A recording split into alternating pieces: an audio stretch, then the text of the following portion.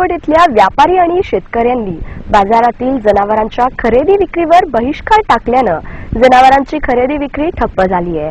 जनावरांना भरून जाणारे टेम्पो अडवून चालकांना मारहाण केल्याप्रकरणी व्यापाऱ्यांनी यावेळी निषेध व्यक्त केला आहे। जिल्ह्यातील सोलापूर, सांगोला, अक्कलकोट, मंद्रुप, मंगरुळ या व इतर महत्वाच्या ठिकाणी मोठ्या प्रमाणात जनावरांचा बाजार भरतो। या बाजारात गायी, म्हशी, बैलजोड्या तसंच दुभती जनावरे विक्रीसाठी शेतकरी तथा व्यापारी आणतात।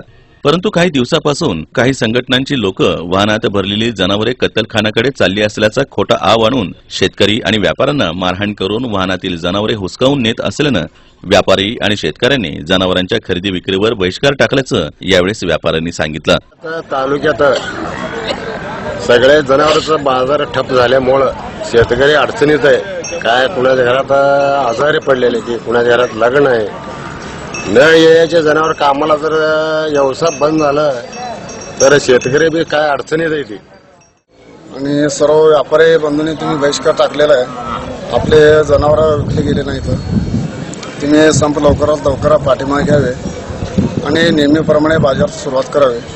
तुम्हाला पण हे तकलीफ होत आहे की तुमचे जनावर गाडीमध्ये घेऊन जात असताना तिथून पकडून घेऊन जात येतं आणि गोशाळेला वगैरे सोडतात। असे सोडू नये आणि तुमचं पण त्यामध्ये नुकसान होत आहे। त्यासाठी तुम्ही हे बहिष्कार टाकलेला आहे आणि असं करू नये हे सरकारला आमच्या शेतकरी बांधवाकडून विनंती आहे। कुरैशी समाज के लोग जो है जानवर लेते, वो बिन काम के जानवर लेते, वो काम का जानवर लेने को परवड़ता ही नहीं उनको।